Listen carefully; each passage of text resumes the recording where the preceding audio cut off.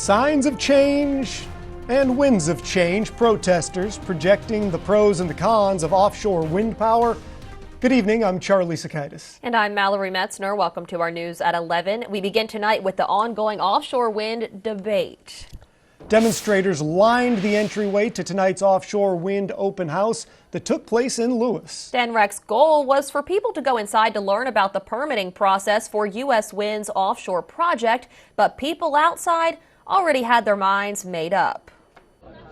People raised their hands in favor and in opposition to offshore wind. It's very disturbing. US Wind wants to build an offshore wind energy project off the coast of Maryland. Maria McCutcheon is worried about the big buried cables that would connect the turbines to the land. This place is a nature preserve, and they're going to they bring on board, it's called sitting, the massive cables from these turbine fields through and dig a 40-foot trench. Wind power export cables would run under the Atlantic Ocean and state-regulated wetlands. The cables would land at 3 R's Beach, which is managed by DNREC, and ultimately run to the Indian River Power Plant. Right now, US Wind needs 3 permit approvals and 1 water quality certification from 2 of DNREC's divisions. And then later this year, the Secretary of DNREC will make a decision. Competing posters outside of Beacon Middle School lead to these panels inside that explain each step of the permitting process that DNREC is involved with. And importantly, they have an opportunity to connect directly with our subject matter experts and ask them questions.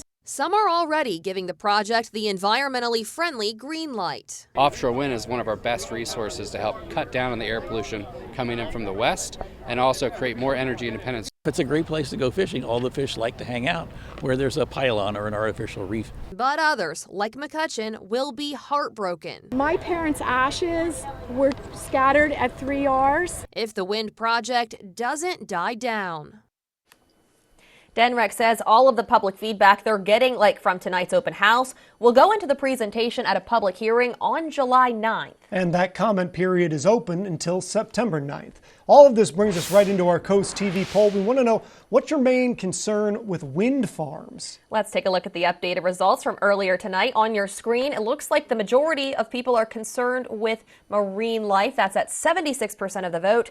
17% for visual impact. Not a lot of votes for those other options right now. If you haven't voted yet, you still can. There's a little bit of time. You can go to coasttvnews.com or use the Coast TV mobile app.